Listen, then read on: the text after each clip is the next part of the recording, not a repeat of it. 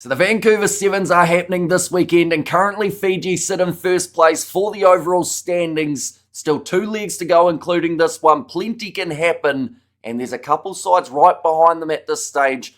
Love to overtake in the later stages of this competition. And in this video, we'll be looking through at the Fijian squad for this Vancouver Sevens comp, the key players to watch out for, their upcoming fixtures, and at the end, a prediction of how I think the Fijians will get on. But jumping straight into their squad, they have named 14 players. Now, of course, not all of these men will get the opportunity in Vancouver, but a fair share of them will, and there may just be a debutant. In this case, it is Akulia Dranavatua. He hasn't been in this Fijian side before, but first of all has to get named in that playing squad rather than just the wider squad. Here, also in the team, it is Alucio Vakadranu. We have seen what that man can do on the Sevens circuit. Apete Narongo, Douglas Daveta, George Balsi, who's been in some great form throughout the Sevens circuit thus far. Jeremiah Matana, he will once again be the captain of this team, and we see the return of Josefa Talatholo. He's had a few injury concerns as of late, but great to see the big man back in this Fijian side. Then next, Kavakini Tani Vanuakula, Natangi Bungi Nasoko, Filippo Bukayaro, Manueli Maisamoa, Sevo Mothanothangi, Tario Vailawa. I always talk about the impact that that man brings to the Fijian Sevens side. And Vui Viwa Nadovalo, he's been in try-scoring form all throughout this campaign.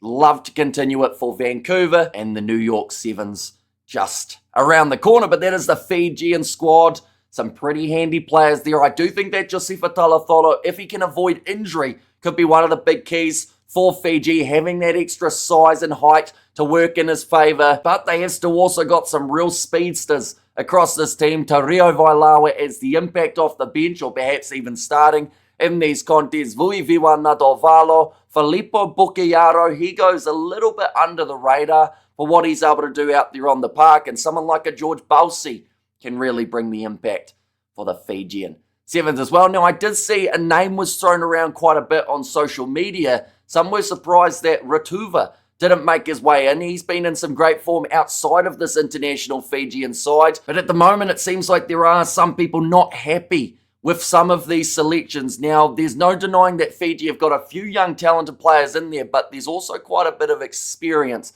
So it's about finding that happy medium, working out what will work best in the competition. And currently, like I mentioned, Fiji are sitting in first place in the overall standings. They've got 70 points. South Africa close behind with 66, and New Zealand in third with 62. But neither of those two sides are playing up against the Fijians early on in the competition. Fiji are part of Pool B alongside France, Argentina, and also the Australians. The first game for the Fijians will be taking place on Sunday morning. That is up against France, 8:19 a.m. New Zealand time, 7:19 a.m. for you guys in Fiji. The second contest happening only around 4 hours later. That is one thing that has happened with the Sevens. It is just all-out pace from the get-go. You have 3 matches on the first day, and if you're lucky enough, you get yourself a semi-final and a final just around the corner. But the second match up against Argentina, that is at 12:07 p.m. New Zealand time, or 11:07 a.m. for the ones in Fiji. And then their last match up against Australia, the final game of the group stage,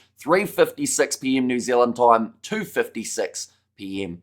in Fiji. So by Sunday afternoon, we will know exactly where Fiji are sitting and who they will be playing in the semi-finals of the Sevens. Now, I've given away my prediction a little bit there because I just said who they're going to be playing in the semi-finals. Now, this group is not certain in terms of who will win it. France are a great side. Argentina have been really up and down with their form. They currently sit in 6th after being a side that were right at the top throughout all of last campaign.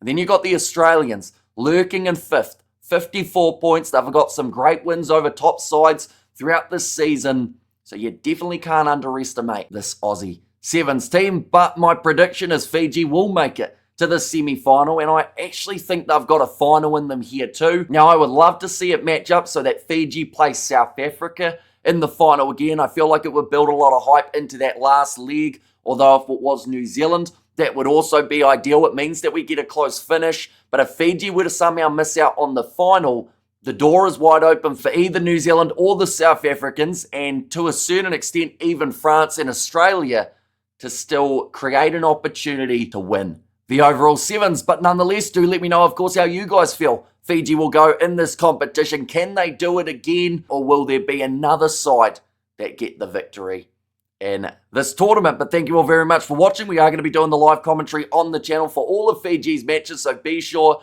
to tune in for that. But if you did enjoy, be sure to leave a like and subscribe to the channel, and I will see you all for the next one.